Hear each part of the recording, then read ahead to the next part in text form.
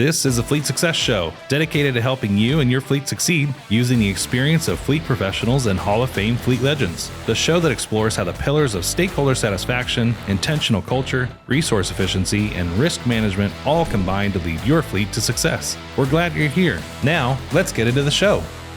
All right, welcome back for another episode of the Fleet Success Show with your hosts, Josh Turley, Nathan Schafer. It's good to be back behind the microphone again. It's been a few weeks. I know Mark Canton's been holding down the fort for us while I've been out. And Nathan, glad to have you back on the program again. Yeah, always great to be here. Well, I know for those of you who aren't familiar with me, I'm Josh Turley, the CEO over at RTA Fleet. I've been working with fleets for about 20 years, helping them with their fleet management information system needs. My background is in leadership and culture specifically, in addition to the technology piece. Nathan, I know you got years of public sector fleet management experience. But also just recently joined us at the company. I mean, recently is 3 years. Feels recent. Yes, it does. But been awesome having you on the team.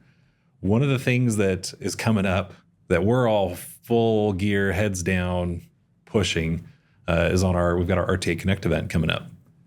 And you have been in the unique position of having been on both sides of the curtain for that event.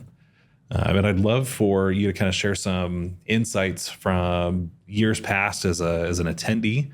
Maybe we can talk a little bit about what changed for you, obviously being on this side of the aisle. But for listeners who might be thinking about coming, who might be considering like, hey, is this an event I should come to?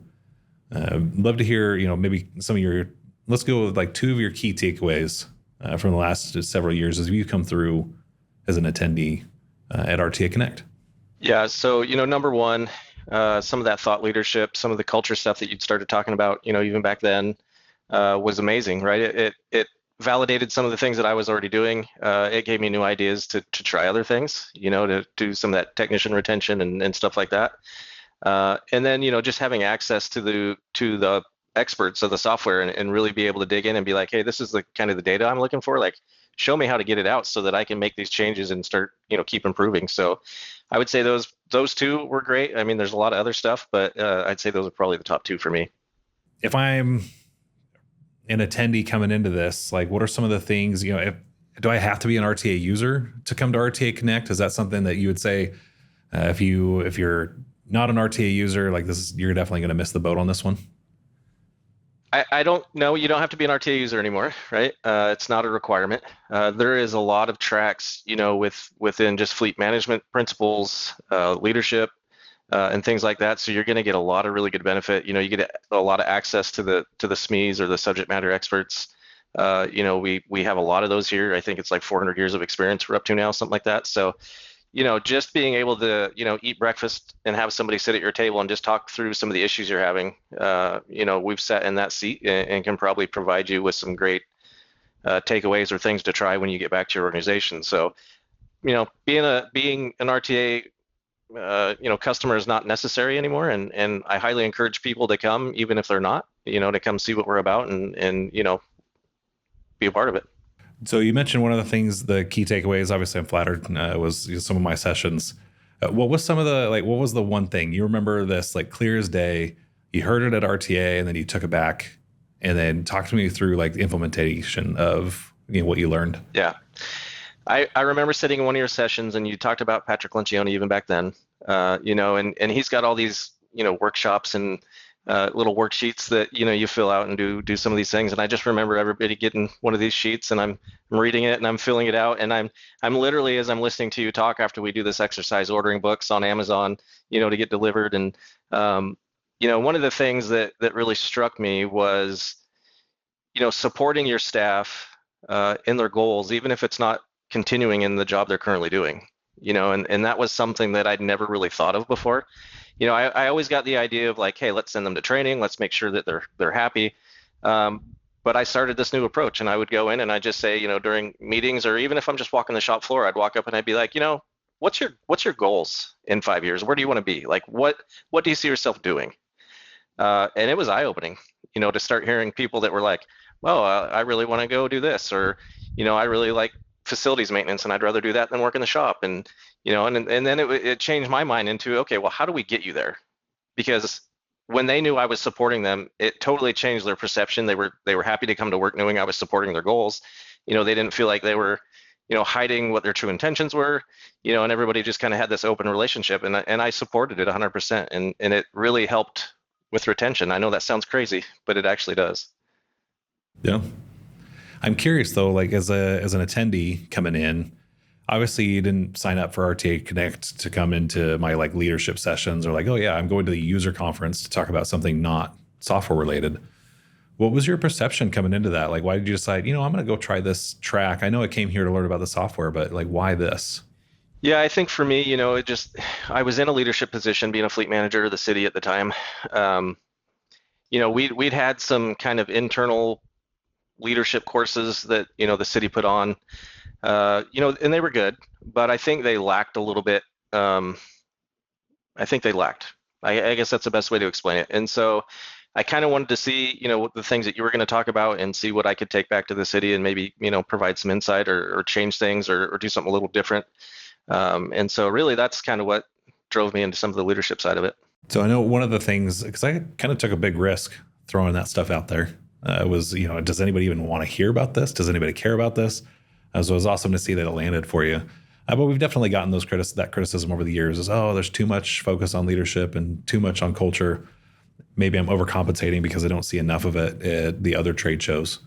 But I'm curious, like what you would say to those who are maybe a little bit skeptical of, well, I don't want to come and send my people if all you're going to talk about is like leadership and culture. It's not just about the leadership and culture. Like I said, for me, it was kind of validating some of the things I was doing, and then gave me some other ideas of things to try. So, if that's something you're struggling with and you want to be better at being a leader, it's great to come and listen to that stuff. But again, there's other tracks for fleet management principles. Like, a lot of the consultants are teaching some of those tracks, and so, if you're trying to figure out how to run calculations on how many technicians do I need? How do I prove I need more technicians? Those are the tracks that they're going to teach, and it's not RTA software. So again, if you're not a user, like you're still going to get good benefits to some of these other tracks and classes. And so I highly encourage it. I think this year's going to be amazing. We have a killer schedule. I'm super excited about it.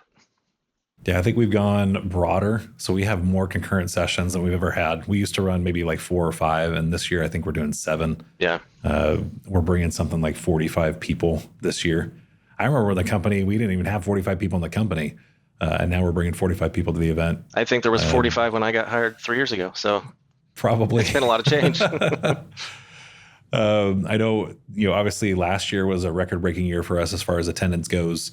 And that was, we even had a hurricane come through and knock out all of our Florida contingent. So all of our Florida customers and Florida staff weren't able to make it, which was crazy. This year, we're on track to break that record as far as attendance goes. So it's going to become a really big show, which I'm just flattered by. I'm honored by that. But you definitely, you're missing out if you're not able to come.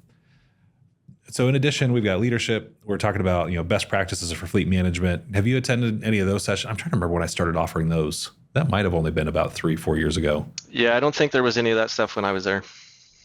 Yeah, so I think we were, trying to broaden it a little bit and make sure that it's not just showing you how to use the software, but what's the right way to actually do your job and run a fleet. This year, I think we're talking about like right sizing and right typing. I think, like you mentioned, there's a staffing analysis and a staffing, coming up with technician ratios. As a user, though, I know you've gone through some of those sessions, learning about the software, learning the hands-on tips and tricks. What was one of your favorites as you think back to, oh man, that was a really cool moment when I learned about that feature, and then I went back and I took that and put it into my shop? Yeah, well, the classic people will rejoice in this one, and for me, it was Control+Q. Being able to do the quick navigation, that was life changing. Because it's like you're right in the middle of a record and you don't want to leave, and somebody calls and wants other information. Control+Q, I could quickly go and look at a different record. So that one was mind changing. But that and just digging into some of the reporting again for being a fleet manager and really trying to start looking at KPIs and reporting and stuff like that. So being able to ask, and I'm pretty sure it was Kevin at the time was teaching a class on reporting. Being able to ask him and really dig in and find out exactly what reports I was looking for was nice, because there was a ton of reports in Classic. There still is, so really being able to drill down and ask questions and get that information was pretty key.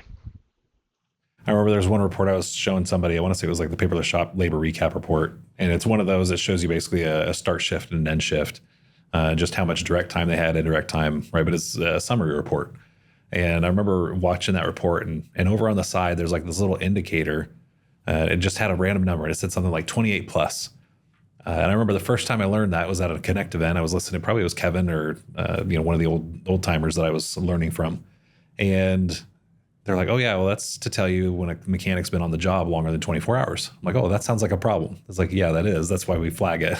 And so like just learning that. And then I just remember it to this day. I'm like, oh yeah, you go run that report and then you see it over there on the right. It tells you when you got an error in your shift and you go clean up some data. Anytime you can manage an exception like that, it's always awesome. When you think back, obviously, some of the event, we try to combine, the effects of education. That's probably the primary driver of why we do the event. But we name it Connect for a reason, which is not just connecting ideas and learning, but connecting people and fleet managers. And so we do a lot of like mixers, and, we try to include some like networking breaks and snack breaks. We want to keep you fed. We feed you really well, by the way, at Connect. I usually personally pick the menus because I'm a food snob, and I always want to make sure that we've got really good food options. That probably won't happen in the future. Eventually I got to step out of all that stuff, but it's something I'm really proud of, is that we try to feed everybody really well. But one of the things I also really enjoy, and I'm curious, how many different Connect events did you come to as an attendee, Nathan?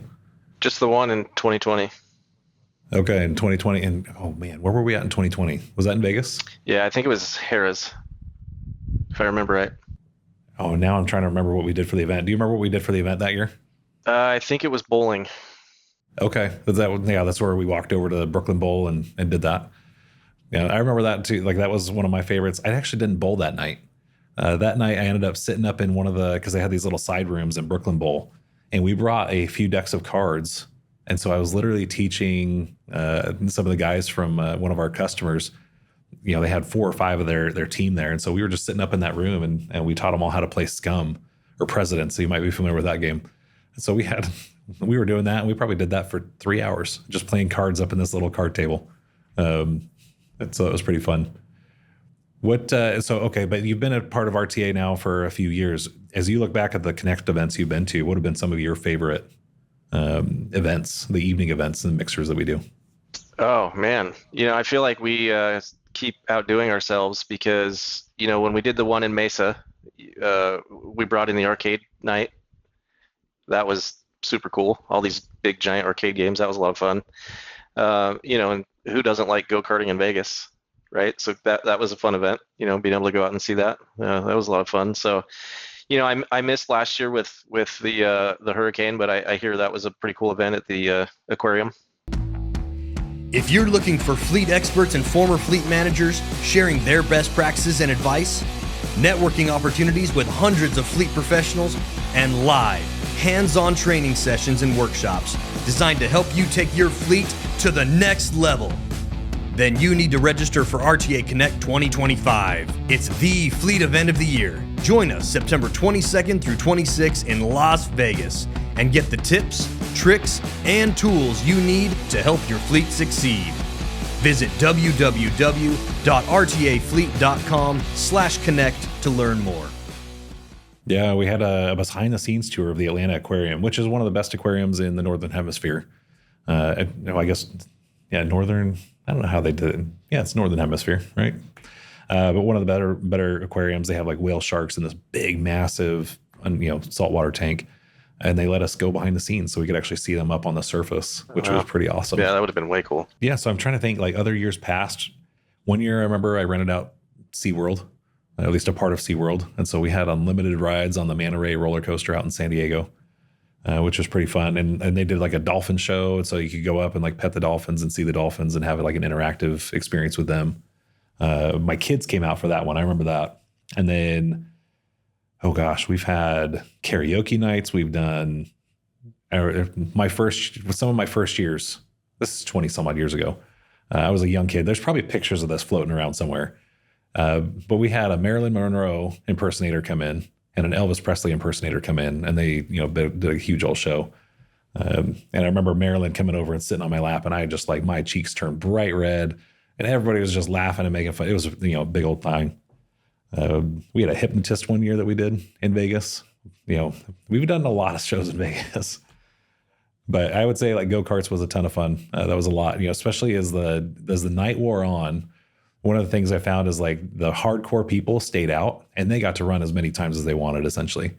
But the hardcore people, like the more and more that they got on that track and the better drivers were still on the track, the faster the track went, which was crazy. And it, like we were posting some pretty good times on the lap times, which was fun to watch each of those lap times get a little bit better. Yeah. And everybody was getting competitive too. It was a lot of fun. Oh yeah. I remember we took a boat cruise one year on, out in San Diego. We actually did quite a few cool things out in San Diego. It's a good city to go to. Toured the Alamo in San Antonio one year. Did a bar trip down to Nashville. Went down Broadway and basically did a whole lot of like bar tours. Cool. Took everybody to Epcot one year in Orlando. You're never doing Orlando, guy. By the way, I've heard stories of this one. A huge distraction, but it was pretty awesome to get everybody to Epcot. Yeah.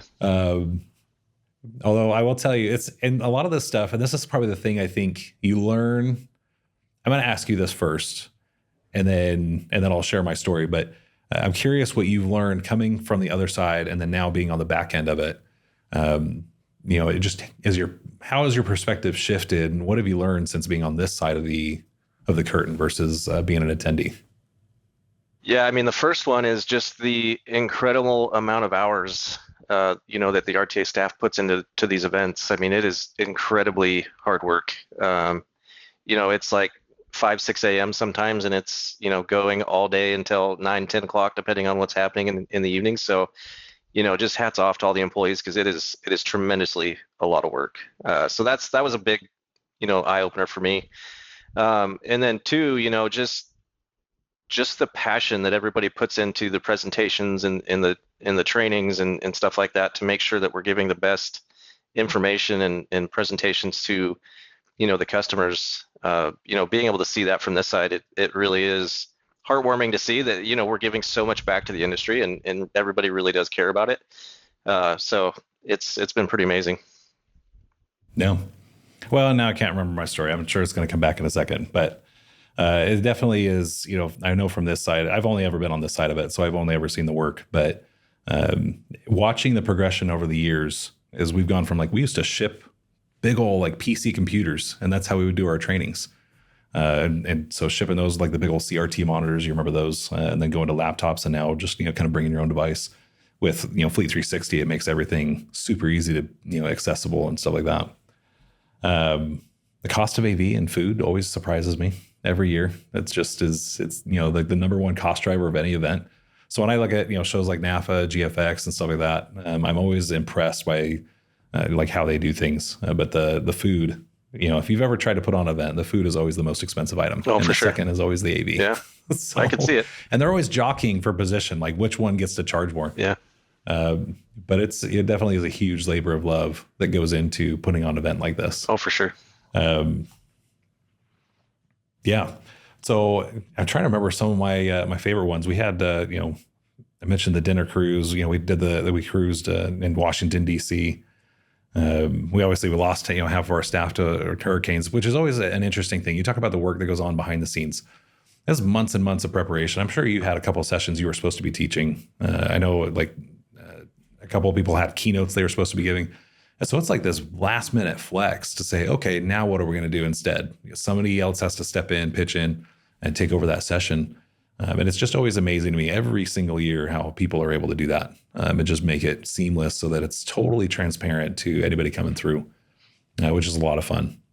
Yeah, it's amazing. And it was, broke my heart to make the call and be like, unfortunately, I have to stay here and, board up the house and do what I got to do. Defend the house. Yeah. It was one of the hardest decisions I've ever had to make, because I felt like I was letting everybody down. And so, it's tough for those of us that didn't get to make it too, so, yeah, glad everybody stepped up and it was a seamless transition. But yeah, it was hard for everybody, I think. Well, yeah, and the whole time, we're sitting here man, I hope it dodges. I hope it, ducks and weaves, or doesn't hit you guys as hard as it, can. Because there was definitely some communities that got hit and just walloped by that thing because it came in backside. But yeah, and especially for you coming out from Utah, hey, this is a new thing that you get to experience dealing with hurricanes. We don't get many of those on this side of the country. Exactly. So yeah, it was definitely one of those moments. It's like, nope, you need to stay home and defend the house, right? Defend the family, take care of them, Yeah. Get them to high ground, whatnot. Since high ground in Florida is like 300 feet, so it's not it's not very tall. Nope. Yeah, but just as I think about our events, and what we try to do, we really do try to blend all these different lessons of how do I run my fleet. So fleet best practices. How do I lead my fleet and lead my people and lead the team? And then how do I use the software better? Because the software really is just means to an end, right? It's meant to be a tool like any other tool in your toolbox. But how do we blend all three of those things together? So I like this, that it kind of highlights business, and really leadership, like leadership and fleet and technology, and it brings all three of those things together for customers and non-users alike. And we've been making an effort too these last few years to bring in outside keynote speakers. Mike Pitcher is speaking again this year, which I'm super excited about. He's been speaking at probably 3 or 4 of our last events, and he is phenomenal. Yeah, love to watch him speak. Because he's just so engaging. He's got just this down to earth, good old boy from Louisiana personality, but so incredibly smart and impactful. Like the way he delivers a message, you walk away like, ooh, I felt that. This year we've got Chad Kirby coming, which is going to be a new name for a lot of people in fleet, but it's another one of those that you listen and you're just like, man, I love this guy. Like I go run through a wall for this guy. I would love to work for him. And he's going to be teaching us how to communicate, how to essentially, his whole thing is, speak and get what you want. How do you communicate up the chain of command? How do you ask for things? How do you, influence your people to get the results that you need out of them? And just really about how we communicate with others, and what words we use and what words we don't. One down position, up down. Like it's a super fun session. Yeah, it should be good. So, and then you're going to hear from all of us, right? They're going to hear from you. I think are you teaching a session or two this year? Yeah, I got a couple in the training track, so I'll be there. Yep. Yeah. Then we've got some panels. I know I'm doing a keynote. I think I'm on the hook for 2 keynotes this year. I'm going to try to get out of one of those. As much as I enjoy public speaking. I don't know how much people really want to keep hearing from me, but that's my lot as I get to do that.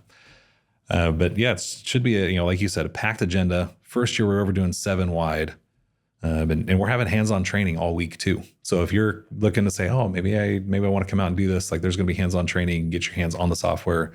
And you've got Nathan as one of the trainers leading that discussion as well. So being able to ask those questions, like you said, like you used to with Kevin. Yeah, and I'll say, on the training side, I think this year is a little different for the training side too, because I think we're deep diving some of the more complex modules that don't get used a lot, some of the newer modules that have come out, and we're really applying principles to a few of the training classes. So I know there's a shop supervisor one, and then a fleet manager one, where we really go through some of the principles of those positions in fleet management, and then show you how to use the software to accomplish it. So, I think we're stepping our game up in all areas this year, and it's going to be a cool event. Yeah. Yeah. And I know it's, they never go off without their hiccups. I think that's one of the things I love about the event. You never know what you don't know until it happens. And I love, it's almost like fleet management in a microcosm, running one of these things. And if you've never run an event, I definitely recommend it, because that teaches you how to be a leader and be a CEO real quick.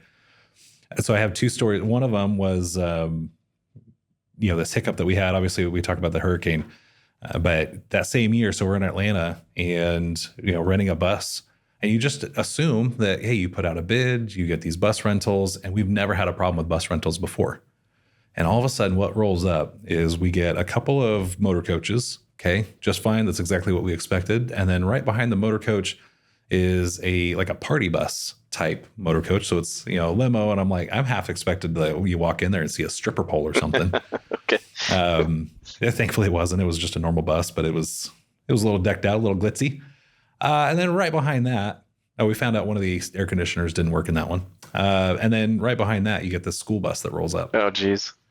Oh, Jesus, right. Like, oh, this is what we hired was a school bus. They literally, what had happened is they had overbooked or done something, or something broke down. They needed a fleet management software, I guess. And so they scrambled and they found something and threw it our way.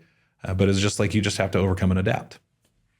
Okay. But my favorite story, this one is like, I'm almost embarrassed about it, but this is just the kind of stuff that goes on behind the scenes you don't think about with these things. We had arranged for bus transportation from Epcot. And we were on property at Disney. So thankfully we were close to Epcot. I think we were over the Wyndham or something. And that night, because of the time that Epcot closed, well, the bus company decided that they were only going to send one bus for the final trip. So there's a huge miscommunication between the person who set up the bus is like, hey, we need like 3 buses here for all the rest of the attendees. They were just running basically a loop until the park closed, and then they were done. They weren't doing anything more. We convinced one of the drivers to at least take 50 people back, just whatever they could load up in the bus. And then the rest of us, thankfully, Disney doesn't do this. They have a transit system that runs pretty much all night long. We were able to hop on, like I led, so I didn't get on a bus. I basically took this group of people, led them over to the Disney shuttles. We took them from the Disney shuttles to the downtown shopping area, Disney Springs. And then from there, hopped on another shuttle to get to the hotel. Oh, wow. But so it was just this really fun moment. Is like, I'm sitting on basically a subway train with our customers. And there's probably about 20 of us, that didn't get on a final bus. Yeah. But just kind of leading them through the crowd and leading them the way that we needed to go. And you adapt and overcome. Yeah, for sure. And I think no matter what challenges, it was always a fun lesson for me. These are the things I learn at Connect, right? Is, you just adapt and overcome no matter what gets thrown your way from a fleet perspective. And I think fleet managers, this is the entire name of the game. Oh, yeah. You never know what's going to happen. Yep. You just know something's going to happen. Yeah, a good fleet manager because they thrive in the chaos because they're so used to doing that. They don't really have much of a choice, right? but they just adapt and overcome every single time. Yeah, exactly. So, yeah, so Connect is always one of my favorite times of year. It is the most stressful time of year. It's just one of those things that there's a lot of work that goes into it. And I greatly appreciate my team, the staff, and anybody that puts on an event like this, right? Whether it's one of our competitors, one of our partners, just, knowing the amount of work that goes into these and loving hearing the stories, right? When we talk to our customers and our attendees and we hear stories like yours, Nathan, where it's like, yeah, I came and my favorite thing was learning, about the 5 dysfunctions of a team or death by meeting, ideal team player, something like that. I don't even know which one it was that you came to. Because 5 years ago, I'm trying to remember what I was teaching back then. It's probably 5 dysfunctions or something like that. I'm pretty sure it's 5 dysfunctions because that's one of the books I ordered. So, yeah. But the fact that it had an impact on you, that it resonated with you, it's like, yep, that's why we do it. That's the entire focus right there, is that somebody took that and, either saved a bunch of time, saved a bunch of money, or in this case, they actually had a measurable impact on the lives of the people they led. Yeah. And they, you could see that just through your attention, but the fact that they're not leaving means they're happy. Right. And that you had a marked, I guess, a measurable improvement in somebody's happiness is pretty awesome to achieve as a leader. Yeah, absolutely. So it's kind of a cool effect to have. So if you're ever curious about that, we'd love to see you guys at RTA Connect. You just go to our website, rtafleet.com/events, and you will see that there where you can register for it, check out the agenda. And as always, if you have any questions, it's going to wrap it for this episode. Just email us at podcast@rtafleet.com. We'd love to hear from you. Love to answer any of the questions that you have. But until next time, signing off. We hope you enjoyed the show. If you'd like to help support the podcast, please share it with others. Post about it on LinkedIn or leave a review. Want to learn more about our fleet management software, Fleet 360? Check us out at rtafleet.com. If you want to learn more about having your fleet evaluated by our consulting team, go to fleetconsulting.com.